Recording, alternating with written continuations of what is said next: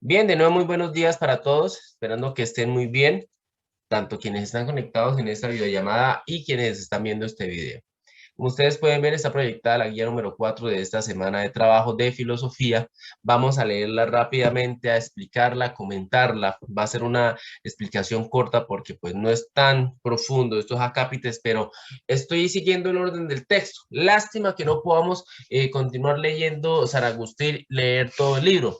Para ustedes, si les interesa, se lo recomiendo que se lo lea. Es un libro, como ustedes pueden ver, muy sencillo de leer, no trae cosas tan complejas, es decir, como un lenguaje tan oscuro, pero es muy rico en cuanto al pensamiento de San Agustín de Hipona. Bien, se lo recomiendo, por favor. Ustedes, cuando tengan un espacio libre, en vez de ponerse a jugar Free Fire, ahí está, San Agustín, Confesiones para leer. ¿Listo?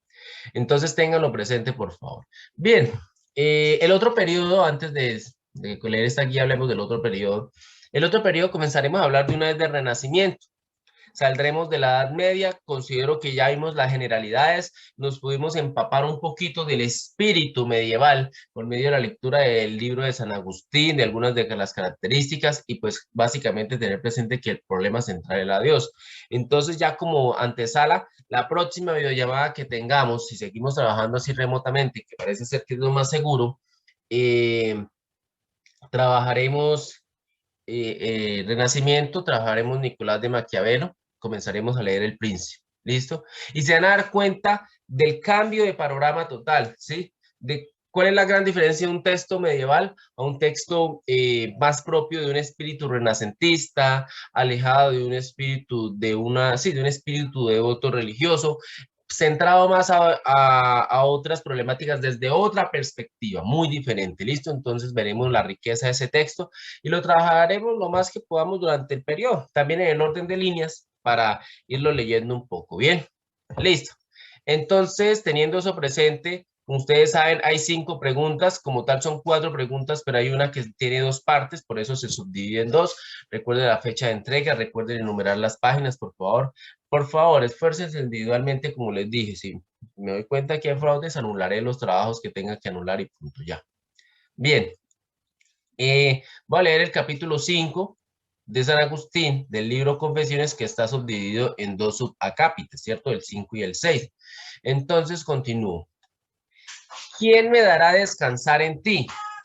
¿Quién me dará que vengas a mi corazón y le embriagues, para que olvide mis maldades y me abrace contigo, único bien mío? ¿Qué es lo que eres para mí? Apiádate de mí para que te lo pueda decir. Perdón, hay mucho ruido afuera, entonces voy a pausar un momentico y voy a pedir que hagan silencio, ¿listo?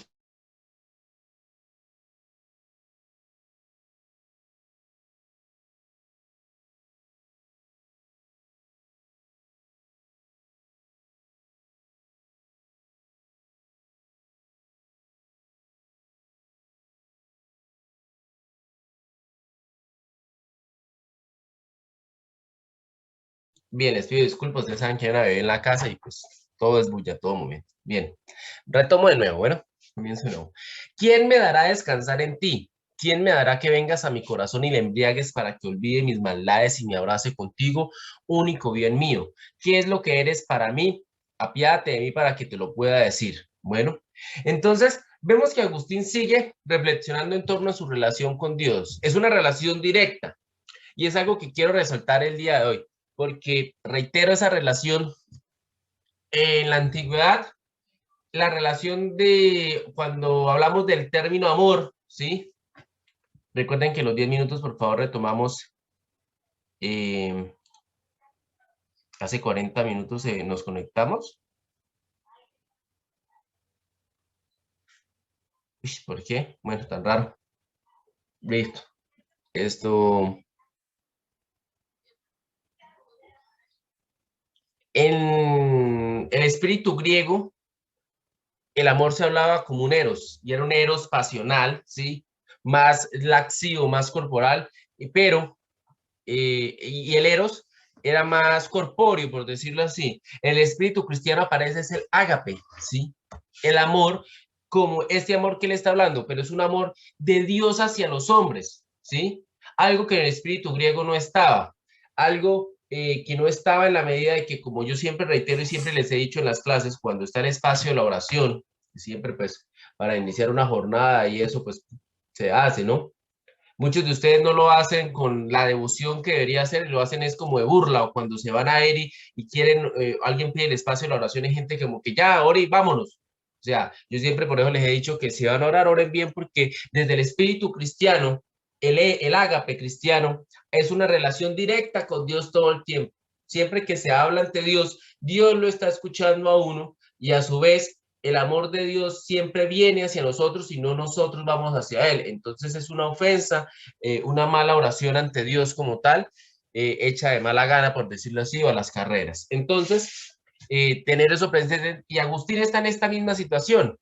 Él está en esa angustia, buscando a Dios en su corazón, buscando cómo hace que Dios llegue a su corazón y cómo él dice, cómo Dios purifique las maldades que él tiene en su corazón como tal. Bueno, ¿y qué soy yo para ti para que me mandes que te ame y si no lo hago te aires contra mí y me amenaces con ingentes miserias? Entonces, aquí me parece muy interesante hablar un poquito de libre albedrío, ¿sí? Entonces, sigo con la siguiente pregunta. ¿Acaso es ya pequeña la misma de no amarte? Ay de mí, dime por tus misericordias, Señor y Dios mío, ¿qué eres para mí? Entonces, eh, ¿hay libre albedrío con Dios o no hay libre albedrío con Dios? Los quiero escuchar. Sí lo hay, ¿Por qué? Sí, porque, pues sí, él desde, o sea, si lo miramos desde el lado religioso y desde la Biblia específicamente, podemos encontrar de que él desde el principio con Adán y Eva les dio dos caminos, el bien y el mal. En el jardín del Edén estaba el árbol de la ciencia del bien y del mal y les dio a saber que estaba. Nunca, como nunca lo ocultó la existencia de este árbol allí y pues ahí pienso yo que es como una demostración del libre albedrío. Ellos podían decidir o alejarse del árbol o consumirlo y pues ahí vendrían las consecuencias. Pero vuelvo a la misma frase. Dios nos pide que lo amemos, ¿cierto? Porque Él nos ama infinitamente, esa es la realidad. Hagamos lo que hagamos y así seamos la oveja negra, Dios va a ir por nosotros y va a perdonar nuestros pecados, ¿cierto? Así sea en el último momento. O sea que Dios nos da la salvación siempre, ¿cierto? Pues tras poniendo las palabras de Agustín. Eh, pero yo me quedo con esa pregunta. Entonces, por eso es que hago esa pregunta. Al final no la dejé dentro de la tarea, pero sí y es una duda que siempre salía como debate. Bueno, hay libre albedrío cuando el camino es seguir a Dios y si no sigo a Dios, soy libre de no seguir a Dios, pero soy libre también de que no seguir a Dios, sé que hay un castigo por no seguirlo. Entonces, ese libre albedrío está condicionado a que si no lo sigo, seré libre al no seguirlo, pero de todas formas sé que debo sufrir un castigo por ello. Entonces, realmente, ese libre albedrío es totalmente sin condición, es a lo que yo voy. ¿O quién quiere ser libre sabiendo que va a recibir un castigo por ser libre? Es a lo que yo voy. No sé si estoy haciéndome entender o estoy enredando mucho el discurso. pues obviamente eso, digamos, no es, digamos, por ejemplo, que uno haga lo que quiera y no tenga consecuencias, porque todo tiene consecuencias, así sea, digamos, en la vida, prácticamente, ¿no? Y pues ¿Cómo así, obviamente, Camilo?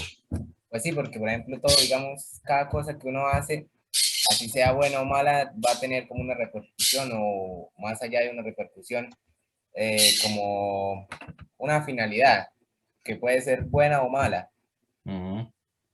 Y pues en este caso, digamos que el que decide no creer en Dios y pues él sabe que digamos, tiene libre albedrío, pues entonces de todas formas, a la final él va a terminar perdiendo, o la persona va a terminar perdiendo, de que él va a tener a lo último que volver a Dios. Ah, exacto. Es que es el punto que yo quiero señalar. O sea, por eso toco esa línea, ¿sí? Perdón, una chis. Repito la frase. ¿Y qué soy yo para ti para que me mandes que te ame? Y si no lo hago, te aires contra mí y me amenaces con ingentes miserias. Es decir, yo sé que soy libre, ¿cierto? Y el ser humano es libre. y de hecho por ahí en Semana Santa veía eso en la que dan de siempre de Semana Santa, de la vida y obra de Cristo y todo eso. Cuando Cristo está en, pues no sé, usted me corregirá en la Biblia si está así literal, pero me llamó la atención eso, ¿no? Cuando Cristo está en el desierto sus 40 días y sus 40 noches y el diablo llega y lo tienta, no, es en el, no, es en el, Sí, profe, en el desierto. sí, pero es que después el diablo llega en el monte de los olivos, ¿es? Cuando antes de que lo capturen, el diablo llega una última vez y lo tienta, según recuerdo, pues mostraron en la serie, no sé si ahí lo hace, si en la Biblia está así tal cual. Y el diablo le dice, ¿por qué no te vuelves de una vez rey, señor de los hombres y evitas todo esto? Y pues Cristo le dice, no, pero es que nuestro Padre en su infinito amor le dio a los hombres libre albedrío. Dije, y el diablo le dice, ese es amor de Dios, ese es el amor de Dios. Mira para lo que usan los humanos el libre albedrío y muestra solo guerras, destrucción, todo eso. Es decir, muestra el futuro, que en parte uno diría, oiga, pues sí, hasta cierto, porque uno mira, por lo menos en la primera y sobre todo la Segunda Guerra Mundial, el ser humano fue capaz de llegar a unos extremos y hasta el día de hoy, sí, ha llegado a la capacidad del horror prácticamente en todos los aspectos. Entonces uno llega y se pregunta eso, ¿sí? Entonces, como que ese libre albedrío ahí, yo lo pongo siempre en signo de interrogación, analizando de esa perspectiva, ¿sí me hago entender? Entonces, ese libre albedrío, por más de que sea libre albedrío, no es en totalidad libre albedrío, pues yo opino eso y por eso estoy aquí tratando de debatir eso, en, en la medida de que tiene un condicionante que el no seguir a Dios de todas formas nos va a traer desgracia. Entonces, pues obviamente yo sabiendo eso, desde un principio prefiero seguir a Dios para no tener desgracias, ¿no? O no sé qué opinen, si estoy presentando la temática muy enredada. Pues, profe, yo opino esto que Dios nos da un libre albedrío. Uno elige qué es lo que quiere hacer. Por ejemplo, alguien se hunde en el alcohol. Es su libre albedrío, él puede hacer lo que quiera con su vida, ¿sí? Pero de todos modos, tantos años tomando alcohol, al final se va a enfermar. Le puede dar cirrosis, no sé, enfermedades que conllevan eso. Entonces, como diciendo así, pues cada quien es responsable de lo que elige. Entonces, como que Dios nos trata de buscar el mejor camino donde tanto cuidamos nuestra salud y nuestra mente. Listo, yo me voy por el lado de Joner y por el lado de Camilo, que me señalan ambos un aspecto muy interesante. Claro, yo tengo mi libertad de seguir un camino, pero si escojo el camino que no es de Dios, generalmente es un camino que me va a traer consecuencias negativas siempre, ¿cierto? Es el punto que yo creo que puedo sintetizar lo que ambos me dicen. Bueno, pero si yo elijo no creer en Dios, pero aún así no tomar un camino malo, sí me hago entender, sino solo seguir mi vida sin tener presente a Dios. Por eso necesariamente va a tener algún momento que presentarse algo malo. ¿Qué pasaría conmigo entonces? Pues dicen que siempre que nosotros, o sea, no tuvo ningún camino con Dios ni nada, dicen que nosotros siempre tendremos que darle cuentas a Él, según la Biblia. Bueno, Listo, algunas entonces, iglesias. bien. Entonces es a lo que yo quiero llegar, ¿sí? Entonces, por eso es que a Agustín se le critica eso en su libro Albedrío. Agustín le dice, oiga, Agustín, usted me habla del libre albedrío, sí, tiene razón, listo, el amor de Dios, todo esto, pero uno mira ese libre albedrío y en últimas llega el momento en donde sí hay un condicionante porque ya sea en esta vida o en esta otra, así yo no siga el camino de Dios, pero no siga tampoco un camino de la maldad, yo voy a tener que dar cuentas por eso y eso va a tener unas consecuencias. Sí, es a lo que yo voy. Por lo menos Dante Profe, Alighieri lo ahora maneja. Dime. Listo, estamos grabando después de este corte. Naida, tienes la palabra. yo iba a decir que usted acabó, yo iba a decir que usted acaba de decir que, que de todas maneras en esta vida o en la otra, dependiendo si somos, ¿cómo fue que usted dijo? O sea, que así sigamos o no nuestro libre albedrío tendremos que entregar cuentas. Y ahí aplicaría, hay un texto que dice que el que no está conmigo, contra mí es. O sea, sí o sí tenemos que entregar cuentas, pero tenemos la decisión de qué destino escogemos para nosotros mismos. Si de verdad queremos una vida eterna y felicidad, alegría, o queremos lo contrario. Sí. Sí, pero o sea, yo lo que estoy atacando como ese pensamiento de Agustín, pues no es que yo esté atacando, sino es que yo recuerdo que en clase de filosofía medieval siempre salía ese punto y siempre quedábamos ahí, oiga, sí, ese libre albedrío no es del todo libre, es a lo que yo voy, porque tarde o temprano tiene un condicionante, y si fuera libre no tendría ningún condicionante, ¿sí me hago entender? Es a lo que yo quiero llegar. Pero por lo menos les tengo una respuesta desde la literatura, muy interesante, por eso les invito, yo creo que ustedes ya trabajaron la Divina Comedia de Dante Alighieri, ¿cierto? ¿Alguien la ha leído? No, señor, por mi parte no. Se la recomiendo porque Dante Alighieri se le muere la esposa, creo que es Eloísa la que se llama, y Dante Alighieri se va a buscar a la esposa y entonces es un viaje al inframundo y el inframundo sube hasta el cielo. Entonces, para ir al cielo, primero tiene que pasar por los 7 círculos del infierno y luego por los 7 círculos del cielo. Entonces, es muy interesante porque en cada círculo, aquí están los que cometieron esto, aquí están los que cometieron aquello, aquí están los que hicieron. Y Dante habla del limbo. Aquí están todos aquellos hombres que fueron virtuosos, ¿sí? Que tuvieron vidas destacadas, pero no tuvieron el amor suficiente para seguir a Dios. Es a lo que yo voy. O sea, ¿qué pasa con una persona que es buena como persona ética, moralmente, pero aún así no está siguiendo a Dios? Entonces, por lo menos Dante Alighieri obviamente es muy, muy católico en ese aspecto. Lo dice, vea, ellos están en un limbo, están ni aquí ni allá, esperando a ver si algún día el amor de Dios los permita pasar al siguiente nivel ya del 7 de los círculos del cielo. Bueno, entonces, para cerrar, o sea, esta es una temática muy interesante en torno a eso. Y pues listo. Pues al final, como les digo, no la planteé como pregunta porque requería un debate más amplio, ¿sí? Y en última yo termino dándole la respuesta, ¿sí? Entonces, por eso no la planteé, pero quería tocarlo porque es un debate que está en el fondo y está en el fondo del cristianismo mismo. ¿Qué pasa con el libre albedrío? Entonces, como dice el poeta, esto, bueno, yo recuerdo, somos solamente una caja de hormigas, como unas hormigas dentro de una caja en un panal y todo está totalmente coordinado, vigilado y no tenemos libertad de decir o sí tenemos libertad de elección. Entonces, ahí está ese paralelo, como ustedes me dicen, yo lo que estoy haciendo es tratar como de bombardear eso, pero vamos a continuar, ¿bien? ¿Alguna duda de esto, algún comentario de esto antes de continuar?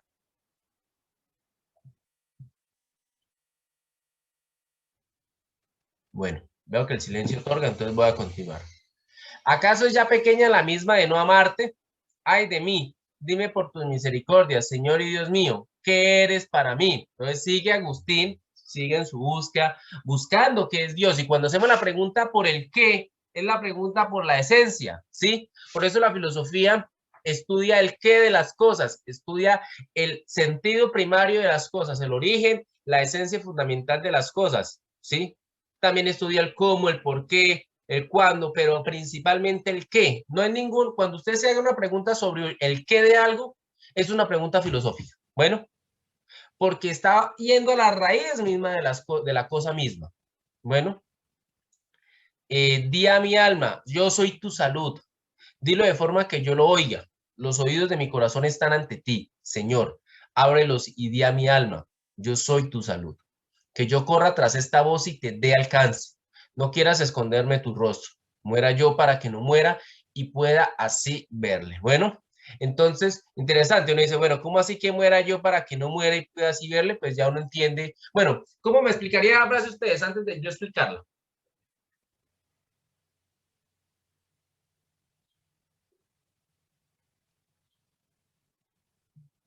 ¿Cómo así que yo debo morir para no morir y pueda ver el rostro de Dios?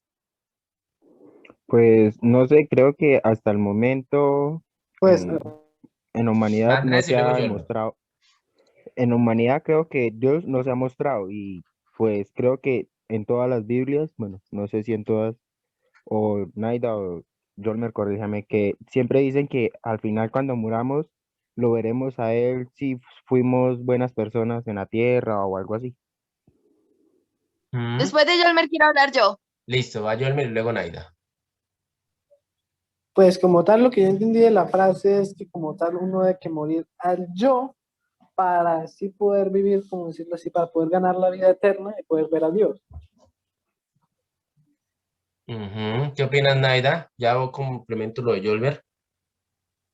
Sí, lo que dice Yolmer es buena, una buena interpretación, pero yo lo interpretaría que, profe, sí, de todo nos lleva a hablar de la Biblia acá. Sí, ya claro, pues por eso es ¿cómo es? El latín, Biblos Bibli, el libro de libros. Que en la Biblia dice que después de o sea, se supone que nosotros morimos, nuestro aliento de vida regresa a Dios, nuestro cuerpo queda normal ahí, se descompone y se supone que en cierta fecha, bueno, cierta fecha desconocida, porque se dice que nadie lo sabe, ni siquiera los mismos ángeles, Dios va a volver y va a llevar a sus hijos, o sea, a su pueblo, a las personas que guardaron su ley y siguieron todos sus preceptos, etcétera, y van a ir al cielo y se supone que van a pasar 1000 años. Ay, profecía, ya me perdí lo que iba a decir. Mm. Y bueno, se supone que en esos 1000 años van a haber personas, las personas que fueron injustas, van a pasar esos 1000 años como lamentándose de todo lo malo que hicieron y después van a morir eternamente mientras las demás personas, o sea, las personas que fueron buenas en cierto sentido, van a vivir eternamente. ¿Y en No dónde van a creo que vivir no eternamente? en el cielo. Mm. Es que voy a comentar lo de Yolmer y te comento lo tuyo porque me tocas un tema que no está ahí directamente, pero hace parte también de esta cuestión de Profe, ¿puedo religiosidad, ¿no? hablar? Sí, Sobre la frase esa de que muera yo claro. para que no.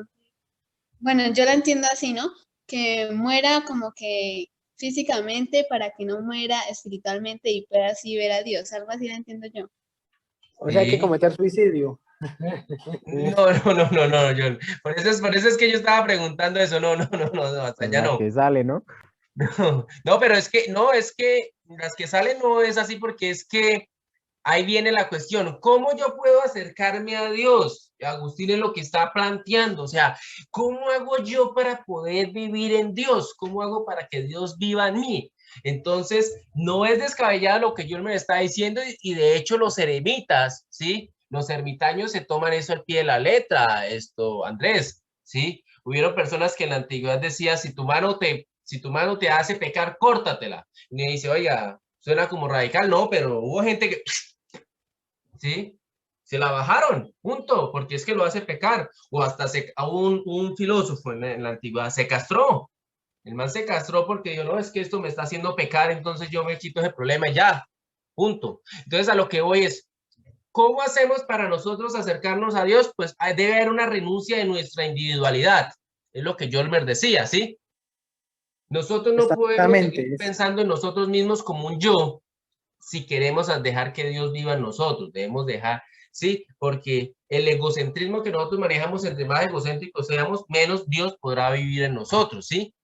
Y a su vez hay una renuncia corporal, ¿sí? Entre menos nosotros estemos aferradas a nuestros placeres, a nuestros deseos y todo lo demás, más podremos estar cerca de Dios, porque entre más nuestro cuerpo nos esté amarrando al mundo, menos podemos contemplar a Dios. Entonces, suena descabellado, pero por eso por lo menos estoy hablando del cristianismo, ¿sí? Sobre todo en aquella época, y aún existe, ¿no? Aquellos monjes y eremitas que se retiran a las montañas solos, que prácticamente renuncian a todo, renuncian al mundo, pero renuncian, máximo van pues por el alimento. Y eso es una renuncia total a uno mismo. Pues uno no quiere decir que es que tenga que hacer eso y de otra manera no puede conocer a Dios, no, pero por lo menos uno debe tener principio claro que Agustín cuando está hablando de eso es que yo debo renunciar a mí mismo para poder conocer a Dios, para poder contemplar su rostro. No solamente hasta cuando muera, porque cuando muera se supone que ahí ya estaré directamente con él de alguna manera, pero en vida ya puedo comenzar a hacerlo, porque eso es lo que está usando Agustín. Siga, Yolmer, por favor.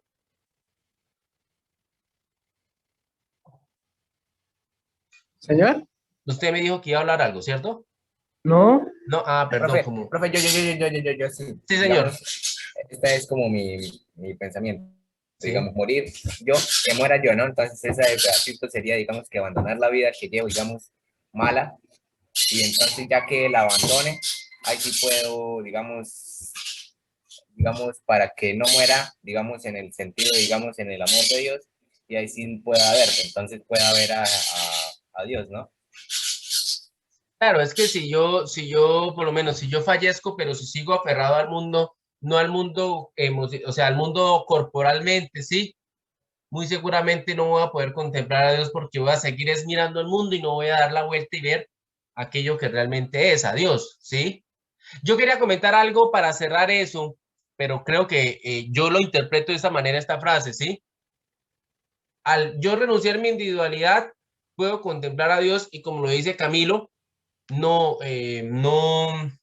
realmente vivo porque aquello que siempre es, que es el alma, no va a quedar amarrado al cuerpo, porque si queda amarrado al cuerpo realmente moriré, ¿sí?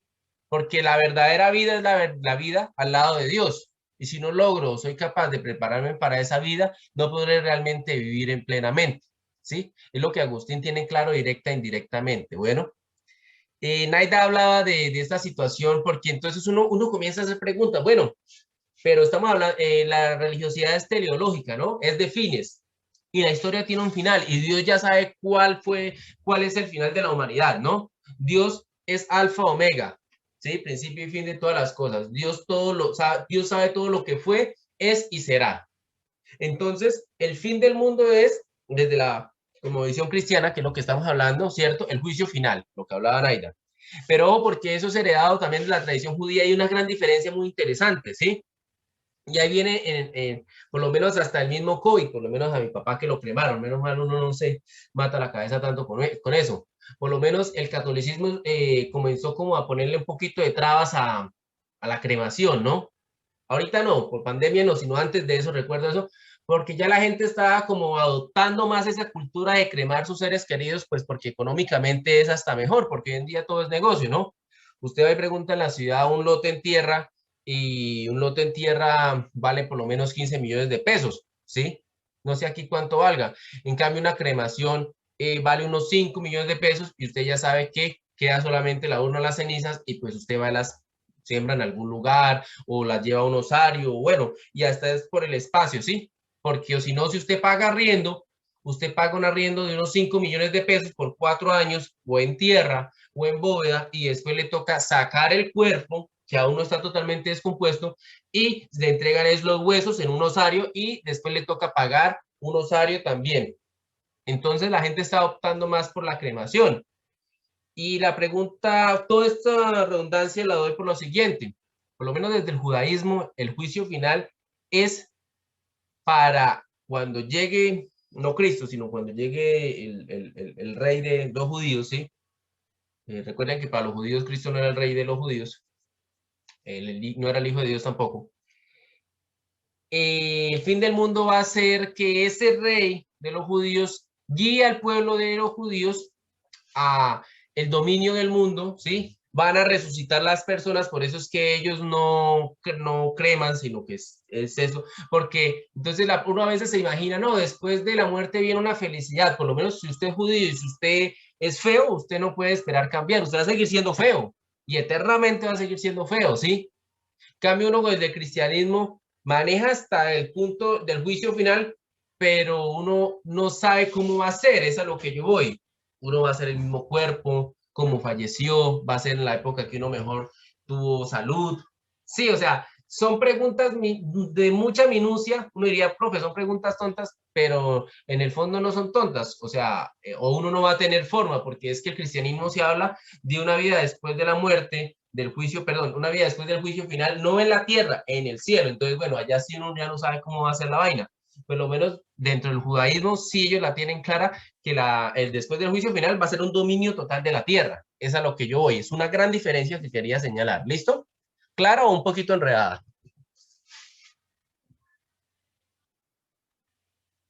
¿Alguien? Claro, claro, profe. Sí, listo. Entonces yo quería tocar ese tema ya que Naida me lo señaló, porque en cristianismo se supone que después del juicio final, donde estaremos es en el cielo, ¿cierto? En el paraíso como tal, pero eternamente. Bien. Listo, entonces continuamos con el siguiente párrafo. Angosta es la casa de mi alma para que vengas a ella, sea ensanchada por ti. Ruinosa está repárala. Hay en ella cosas que ofenden tus ojos, lo confieso y lo sé. Pero ¿quién la limpiará o a quién otro clamaré fuera de ti? De los pecados ocultos líbrame, Señor, y de los ajenos perdona a tu siervo. Esto pareciera como una frase de alguna parte de la Biblia, pero no, porque tiene esta citación. Bueno, creo, por eso hablo. Tú lo sabes, Señor. ¿Acaso no he confesado ante ti mis delitos contra mí? Oh Dios mío, y tú has remitido la impiedad de mi corazón.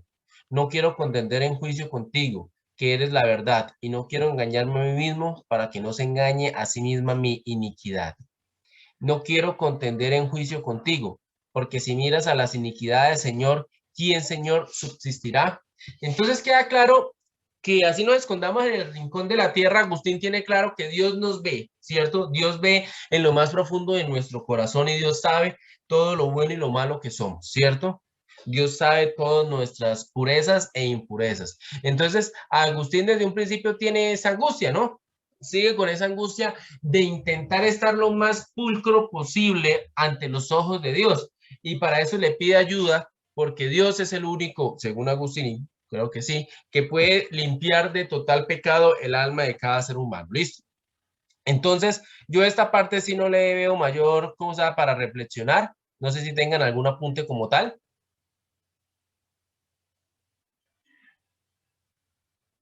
Bueno, voy a entrar a las preguntas rápidamente. Responde las siguientes preguntas a partir del anterior texto. Cuando el autor pregunta, quién me dará a descansar en ti? ¿Es porque está cansado? Argumenten sus respuestas. Una pregunta muy fácil para que la hagan. Bueno, individualmente, ¿no? Porque es que también son más... Cuando el autor pregunta, ¿y qué soy yo para ti? Para que me mandes que te ame y si no lo hago te ires contra mí y me amenaces con ingentes miserias. ¿Qué significa ingentes? Es una cuestión de vocabulario para interpretación de texto, entonces por eso la puse.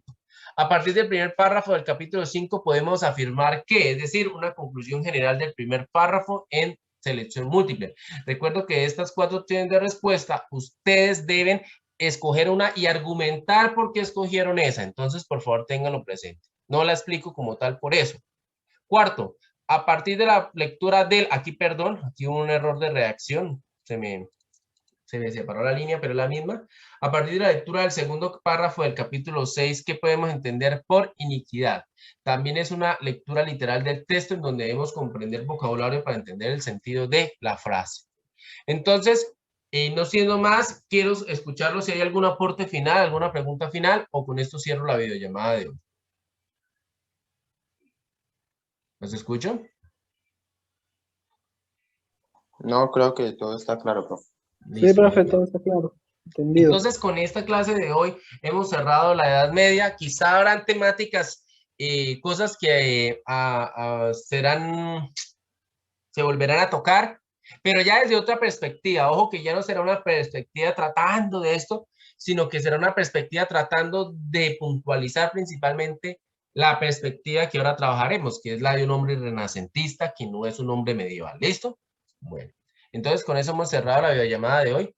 No siendo mal, les deseo lo mejor. Espero que estén muy bien. Cuídense mucho. Un feliz día. Nos vemos a las 2, ¿no? Profe, ¿me permite ahorita un momento para preguntarle algo que ya es aparte? Sí, claro, Y si se hágale. pueden crear Andrés y Carla, que también les sirve, porfis. A todos, listo. Todos, nadie salga. A ver, pregunten. Ay, profe, pero era para el video que usted me pidió. Ah, pucha, cierto. Entonces, por favor, todos se retiran y me quedo solamente con los del gobierno escolar. Les deseo lo mejor. Cuídense mucho. Chao, chao.